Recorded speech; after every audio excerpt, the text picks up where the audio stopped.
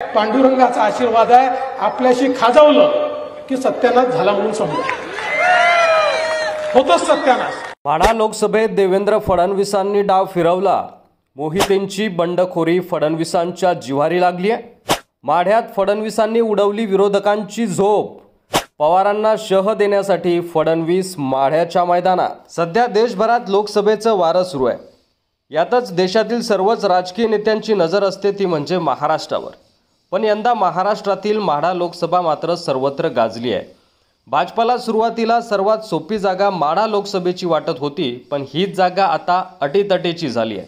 झालं असं की भाजपसोबत असणारे मोहिते पाटील घराण्यांनी यावेळी भाजपसोबत बंडखोरी केली आहे आणि भाजपमधून बाहेर पडण्याचा निर्णय घेतला। मोहिते पाटील भाजपमधून बाहेर पडताच राष्ट्रवादी काँग्रेस शरदचंद्र पवार पक्ष अर्थातच शरद पवार गटाने धैर्यशील मोहितेंना तिकीट जाहीर केलं। यामुळे या ठिकाणी भाजप विरुद्ध महाविकास आघाडी अशी लढत होते। मोहितेंनी अचानक भाजपसोबत बंडखोरी केल्यामुळे भाजपचं टेन्शन वाढलं।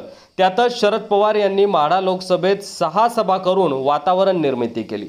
पण माढ्याची जागा निवडून आणण्यासाठी खुद्द आता राज्याचे उपमुख्यमंत्री देवेंद्र फडणवीस हे स्वतः माढ्यात तळ ठोकून राहिलेत। यामुळे एकाच दिवशी देवेंद्र फडणवीसांनी माढ्यात 3 सभा केल्या।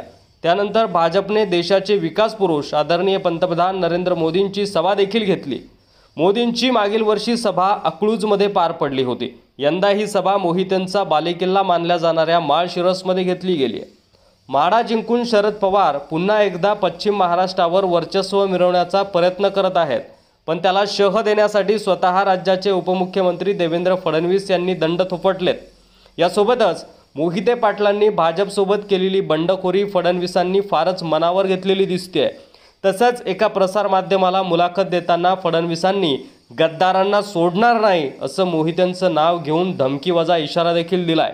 खासदार निंबाळकरांना निवडून आणण्यासाठी आता देवेंद्र फडणवीस यांनी निंबाळकरांच्या विरोधात असणाऱ्यांची देखील एकजूट जोडण्याची जबाबदारी चांगल्या प्रकारे पार पाडली आहे।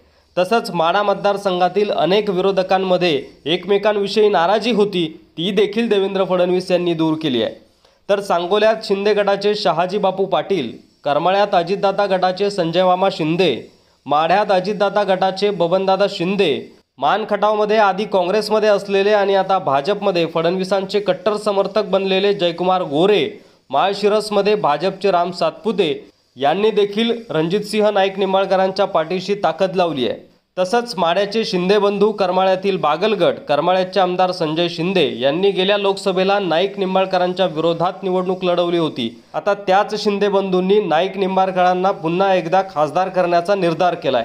यातच आता माढा मतदारसंघात पुन्हा एकदा देवेंद्र फडणवीसांनी नवा डाव टाकलाय।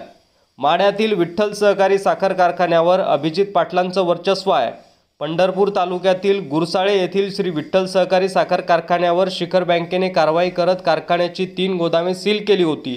राज्य शिखर बँकेकडून विठ्ठल कारखान्याने कर्ज घेतले होते, त्यामुळे ही कारवाई करण्यात आली होती। या कारवाईनंतर अभिजित पाटील यांनी उपमुख्यमंत्री देवेंद्र फडणवीस यांची भेट घेतली।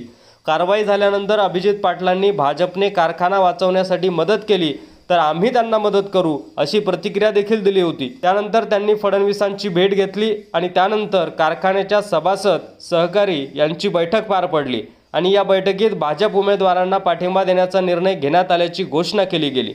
यामुळे एकंदरीतच शरद पवारांनी प्रतिष्ठेची केलेली माढा लोकसभेची निवडणूक देवेंद्र फडणवीस यांनी आपल्या डावपेचाच्या जीवावर जिंकण्याचा निर्धार केलाय असं दिसून येत आहे। यावर तुम्हाला काय वाटतंय? माढा पवार जिंकतील की फडणवीस? यावर तुमचं मत कमेंट बॉक्समध्ये लिहायला विसरू नका आणि असेच व्हिडिओ पाहत राहण्यासाठी आपल्या चॅनलला सबस्क्राईब करा।